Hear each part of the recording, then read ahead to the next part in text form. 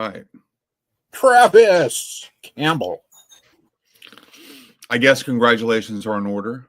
Well, I do live in LA, and yesterday the Dodgers won the World Series, second year in a row. And you know how I feel about it? I have very melancholy feelings about it. I usually really love to gloat about this, but that was the closest game in the best played World Series I've ever seen. Yeah. And to be really honest, it's hard for me. If I was talking to a Toronto fan, I wouldn't be going, "Yeah, we won." I'd be hugging him, man. That's a dinner bet that you don't really force the loser to pay off, Yeah. And bet a steak or dinner or something, or that's a bet you don't force the loser to pay. No, that was the closest game I've ever seen. There's one play, bottom of the ninth, Dodgers, guys coming in from third with one out, and Will Smith takes the catcher, takes the ball, and he's the runner coming in from third is out. But it took like 5 or 6 replays to see it. And I finally saw a picture online after the game, and his foot, Travis, was 2 inches from the base. Yeah. 2 inches. And if he had scored, the Blue Jays win the game, they win the series in the bottom of the ninth, and we'd all be crying. He's out by 2 inches. I've never seen that close a play. Dodgers hit a home run in the top of the 11th, and then the bottom of the 11th is the most dramatic thing with Andy Pajes knocking over his own player to catch the ball, and a bang double play that was also, almost safe. The Dodgers won, and I'm glad, but my heart goes out to Toronto. They were a good team and really gave the Dodgers everything they could have had. Can't be ashamed. Can't be ashamed of their performance. Can't be ashamed, and I'll be honest with you, Travis. I was really praying a lot during this World Series because I can put a little too much into it, And the Dodgers were down 3-2. They had to go to Toronto and win 2 games on the road to win the series, and they did it. And I was praying. I was like, maybe this sounds really dopey and kind of immature, but this was my prayer. It was like, Lord, I hope the Dodgers win. I even pray that they win. But, if there's some kid in a hospital room in Toronto that really needs the Jays to win, take care of it. And yet the game yesterday was almost miraculous the way the Dodgers won. You could not have scripted it to be closer or more exciting. And I had a lot of mixed feelings about it. As a lifelong Dodger fan, I still had a lot of mixed feelings. Yeah, you're one of those guys that grew up in LA. You so many other people I know that live in LA never grew up there. Right. And I know you know that. It's one of those. It's a city of immigrants, like from American cities, like people from all over the world, but even from our own country, just traditionally have gone out to LA to try to make it big in the movies, but so it's rare to meet a true native of LA. You're one of them.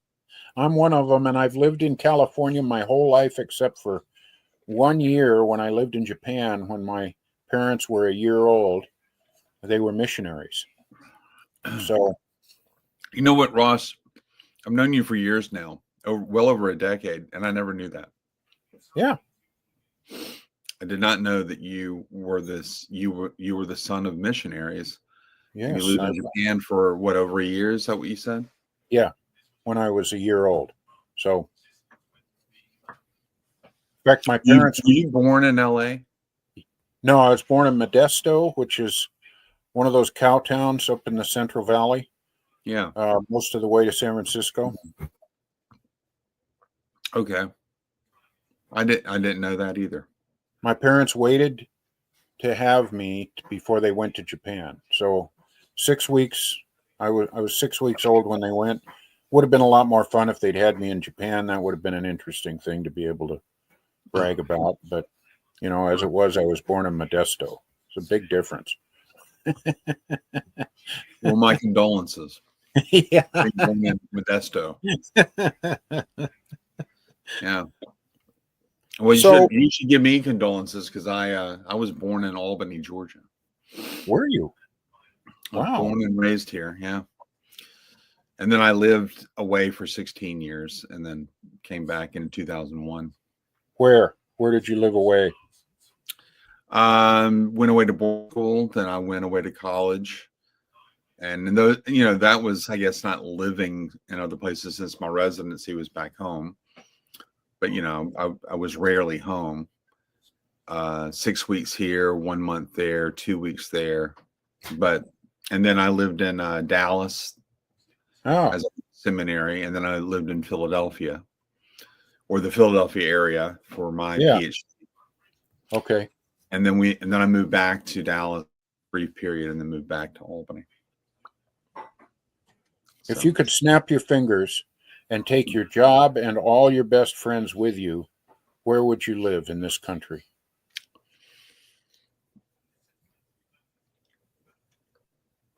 Not sure, but I think I would love to live 9 months out of the year in the mountains and then spend 3 months on the beach. Good. But my favorite city that I've ever lived in is Dallas. Oh, really? And I would love California. It's just so freaking expensive out there. Yeah, it is. Although there are still affordable places. I don't live in a huge house. I've lived here since 2004. And when I was in LA, a few years after I moved in this house, I took my son out there to Disneyland. This is maybe 7 years or so before I met you. And I'm out there and I'm in a McDonald's trying to eat in a McDonald's, and he was 6 or 7. And so we're sitting in the McDonald's, and I was on the phone with my father describing what's going on out here in LA. And it was the first time I ever spent real time in LA. And I was describing house prices and things like that. And when I hung up the phone, this woman a few tables down asked me about my home. And I described it to her. And she goes, "How much did you pay for it?" She freaked. Yeah. Because that home would be like $2 million in LA. And so I'm so mad and grateful for all that at the same time. Like, yeah. So I wouldn't be able to live in this house but on the other hand, I'm mad that my house is not in LA and I'm living in it. So it's just a fun sort of weird, just fact. So I'm always amazed in LA at how much things cost, especially property and land and places to live and things like that. Yeah, it's pretty crazy. So let's talk about something. I was watching on the way home tonight. I was watching a YouTube video between Gavin Ortland and Francis Chan. And man, Francis Chan is a godly guy, and Gavin is too. And I really enjoyed the conversation.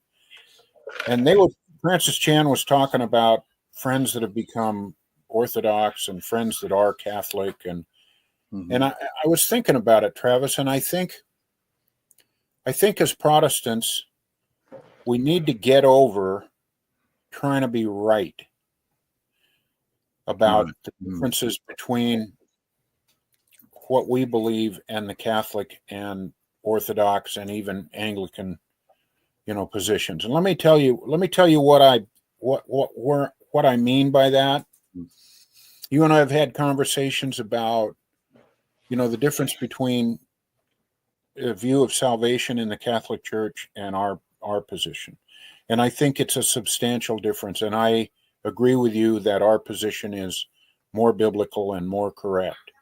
But there are a lot of other things that we as Protestants have to look at our own tradition and say, that's some pretty weak sauce there.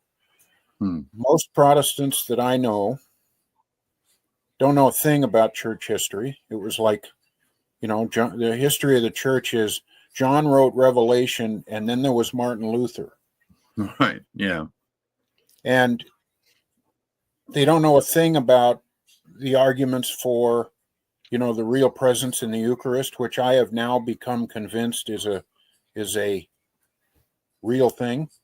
I've gone from thinking it was just symbolic to the Lord is there in some way that is different than the way he's there when I'm just walking around or even other times in church. But I think, to me, the real problem with the Protestant position overall, you can't say this about every denomination, but generally speaking, we have a really broken view of sanctification. We think that we can be saved.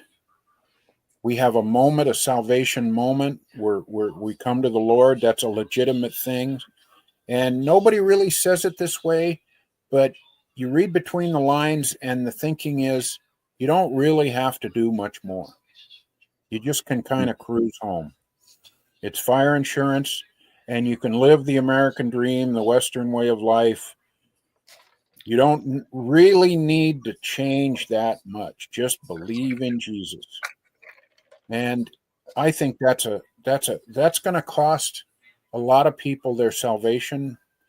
I think they know it down deep, but I think when we start gloating and talking down to Catholics in the positions that we are certain we are right in, with all that baggage that we're carrying around, I think we need to shut the hell up and listen to them and be able to talk to them. And instead of trying to be right, try to be a good listener and learn from these other traditions. Man, they are just rich. They are wealthy with stuff that we as Protestants could use in a way that would bring us much, much closer to Christ. What do you think of that?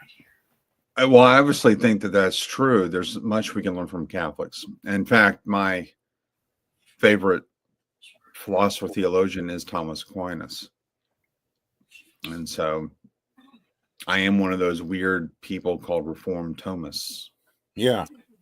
So the Thomistic part of me is very attracted to a lot of what the Roman Church offers. So here's my question to you. What is the Roman Catholic Church offering that a Protestant church cannot in principle offer? I'm not talking about in practice. In practice, evangelicals are lame. Yeah. But the question is it the evangelicalism and or Protestantism that makes them lame? Or is it they just themselves are not appropriating what the Reformation offers? Yeah, I think it's the latter, but I think it's the structure of the Protestant church that allows for that kind of thinking in the first place. The idea that we can go to God ourselves and find our own path to salvation is both really true and amazing and a wonderful blessing, but it also has the potential for just running off the rails at the same time. And with as individualistic as we are, just as members of the West, it's real easy to go into that, and I know people, people like this, I know people like this. They'll say, you know what, I believe in Jesus, I know I'm saved, I don't need to go to church, I can watch somebody on TV every Sunday, and I read my Bible once in a while and I'm good, don't worry about me, I'm good. And it's only in the Protestant church that attitude can can happen. And so I think I really like your question. I think it's leading in the right place. Everything that, as a Protestant, I'm trying to go to these other traditions and say, how can they help me be closer to Christ? And only a Protestant would be able to do that. And yet it's the Protestant church that needs that more than anybody. Well, I don't know. I think those guys need to hear from us too. So what is it that the Protestant church cannot principle offer you that makes you feel like you need to go to another tradition? There's nothing in principle that those traditions do that we couldn't do. It's just that they actually do it and we don't, for the most part. I'll give you one thing that the Catholics are currently doing that the evangelicals are not doing, and that is the best of the Catholic apologists are staying true to the classical theism of traditional Christianity. Mm-hmm. And I'm so impressed with not just Ed Fazer and John Canassis and a little older generation, Etienne Gilzon and Jacques Maritain, but even someone like Chris Tomaszewski. I've been reflecting on an essay he wrote a few years back, defending simplicity. And as you know, I delivered a paper at SES, responding to William Lane Craig on simplicity. And I'm just mesmerized by them, and I'm so sad that so many evangelicals have departed from that, including Dr. Craig. And they kind of, they have to defend this doctrine because it's codified in their creeds. And so if you depart from the creed, you're anathema, right? So the Fourth Lateran Council and Trent and Vatican I, especially, that doctrine of God is baked in there. Now, as someone who's not just a Protestant but a Presbyterian, that very view of God is given in the Westminster Confession. So I'm duty bound to hold to it myself, and so I'm a defender of it. But the infallibility of the First Vatican Council, for example, since it is not upheld in the confession doesn't claim to be infallible. It does offer a structure there that I can understand why people would be comforted by it. And so there is that, I guess, that difference. They can make an infallible proclamation in a way that our tradition can't. Right. But it does keep a lot of people in line. There's a downside to that too, that I think is very stark. In terms of spirituality, I think it's even Steven. I think that when you, so many times I see an evangelical switch to Catholicism and they do get deeper in their spirituality.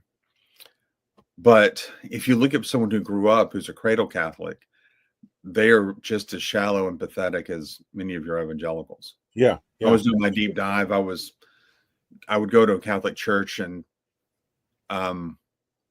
there were so many Catholics that would stand in line for the Eucharist, and then when they would leave, they wouldn't go back to their pews. They'd head out the door. Yeah. Once I got my weekly fix, who cares about the Word of God? Who cares about the benediction? Who cares about whatever else follows?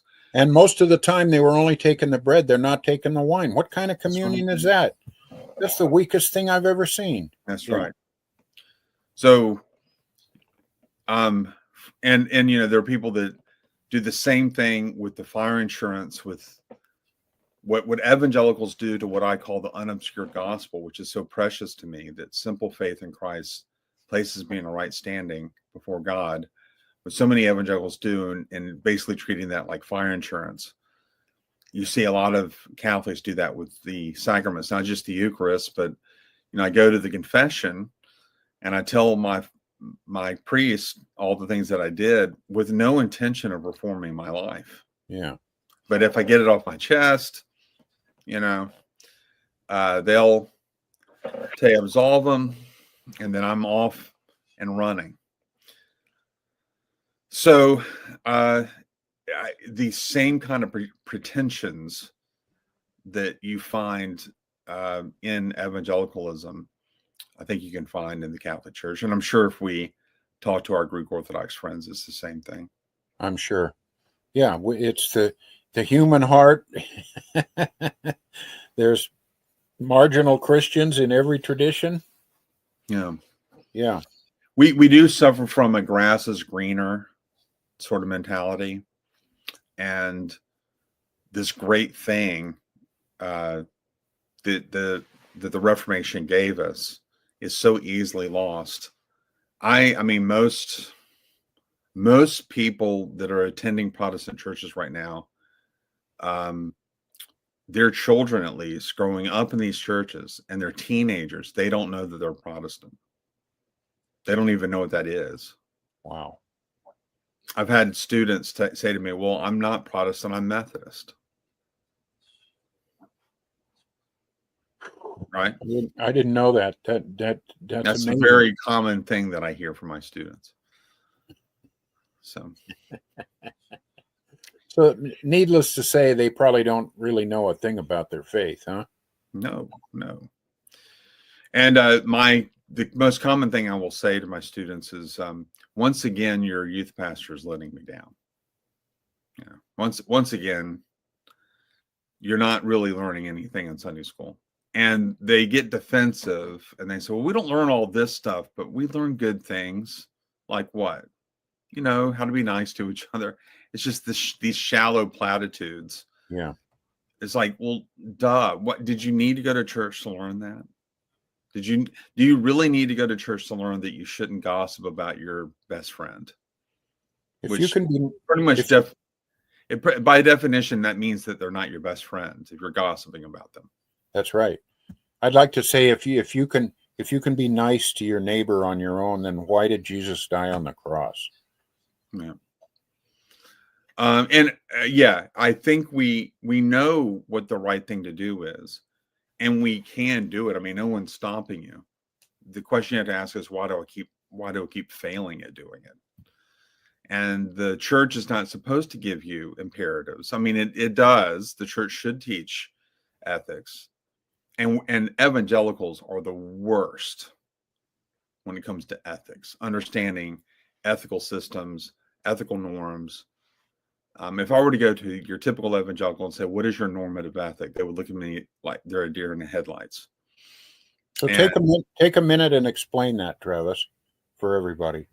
Well, in ethical discourse, we speak of meta ethics, which is the grounds for even doing and thinking about ethical issues. Ethics is the study of right behavior. So are there objective moral values is a meta-ethical question. Your normative ethic is the standard by which you make your decisions. And so most Americans are utilitarian. They think that the consequences of their behavior determines whether the principle is right or wrong. And that is not the traditional Christian view. The traditional Christian view is deontological, in the sense that it says we do what we ought to do for its own sake, not because we think some good payoff is going to come off in the end. And if anything, we synthesize that with a kind of virtue ethic that says we are doing the right thing so that we can actually become better people. But the doing of the right thing is an end in itself. No less than me loving you as my neighbor is an end in itself. So if I'm treating you as an end, that's a good thing, not a means to an end. The utilitarian, though, is the ethic that is ruling our culture. So if you think that we should do the greatest good for the greatest number, your normative ethic is utilitarian. If you think that it's okay to do a bad thing as long as there's a good result, That's a utilitarian ethic. So on that ethic, you can pretty much justify anything. And they're the ones then that when things go bad, they get angry at God because they say, well, Sure. I did all the stuff you want me to do. How come you didn't come through? One of the great ironies of your typical, most of your atheists you talk to, they're going to be utilitarian. So if you're talking to someone who says, well, why should I care about this law from the Bible? I mean, what harm does it do if you do X? Just pick any prohibition given in the Bible. The utilitarian is going to go, well, if that doesn't really harm anybody, then that biblical rule is stupid. Right. Okay. The problem with that kind of thinking is we're too limited to know what the end result of our actions are going to be. One of my favorite examples of this is when the United States invaded Iraq in 2003. Within several months, Bush is on a aircraft carrier saying mission accomplished. Yeah. One of the longest wars we've ever been in. Mission accomplished. Well, it's 14 more years and or 10 more years, 10, 11, 12 years later, we're still in the war and Barack Obama is finally pulling us out. But when the press would hound Bush about the invasion, after Saddam Hussein got arrested and he was eventually killed, he would constantly say, well, we got a bad man. So he was justifying the decision to invade Iraq by the result, namely Hussein is now captured and Hussein is now dead. Now, everybody agrees that Saddam Hussein was a horrible person, but does his death justify that decision? Right. Because now we can look at the consequences of the decision, and they were disastrous. Yeah. They wrecked our economy. Thousands of American men and women suffered from that war, and even a greater number of Iraqis suffered as a result of that war. And it was just plain unjust. I mean, you can't just invade a country. Yeah. Well, let me ask you this, Travis, because in the 2.5 minutes we have left, it sounds like what you're saying that is that a utilitarian outlook isn't wrong. It's just that we can't know how everything is going to play out. Right. From God's viewpoint, he doesn't just tell us stuff to do and not to do to see if we'll obey. If he says homosexuality is wrong, Right. My personal belief is that even if a man has sexual feelings for another man and truly intends to have a relationship that benefits the other person and the other person likewise, there's something damaging in that relationship that we can't understand, and we just have to be able to say, we trust God. But ultimately it is a utilitarian outlook, but only God can see all the way it plays out. Is that what you're saying? Well, that's part of the critique of utilitarianism. Now, I want to say that Christianity does have a consequential component to its ethic so that you can actually synthesize all the views in a coherent way. I would agree. I mean, there are commandments that say, for example, honor your mother and father so that your days may be long on this earth. So there's a consequence attached to the rationale for which we obey our mother and father and really obey all authorities. But it's not the consequence that makes the principle correct. It's actually the principle that would lead to the good consequences. So on occasion, you can say, okay, if I obey my father, I'm going to have this come to me. And there's a sense in which that's a good way of reasoning. But that's not what makes the principle right. What makes the principle right is just that it's right. Now, how do we know it's right? Well, because there is a natural law that's written in our hearts that we follow, and it ultimately comes from God. And because it comes from God, it is right, because he is pure and holy and moral and the standard of morality and so forth. And since I can't see the end from the beginning like he can, I will trust him, even if the immediate result of my good behavior is a bad consequence. Right. So, for example, I may say, well, I got to be honest and pay my taxes. Well, that might lead to some immediate bad consequences when it comes to your own personal finances. Right. But nevertheless, you have to pay your taxes. You have to obey the government. Yeah. And so the Christian says, regardless of what the immediate consequences are, I'm just going to do this. So really then what undergirds all of this is we do these things out of a love for God. Oh, absolutely. Yeah. And the opposite of that is to love God means to do what he says, even if we don't understand it. Which is a great way to put it, because loving God is not a feeling. Yeah, that's right. It it's partly. Yeah. But I can say, God, I don't like this commandment, and I'm actually kind of resentful for you to do it. Being honest with God is a good thing, but I'm going to do that. Well, are you loving God? Sometimes loving someone doesn't involve feelings, because love is a verb. And you know what I have found? When I just shut up and do what he says, then I often feel it. Right. Like the feeling trails the action. That's right. I guess we have to end there, but that's a good word to end on. I think so. Yeah, that was good. You take care. All right, brother. Always good to talk to you. Always.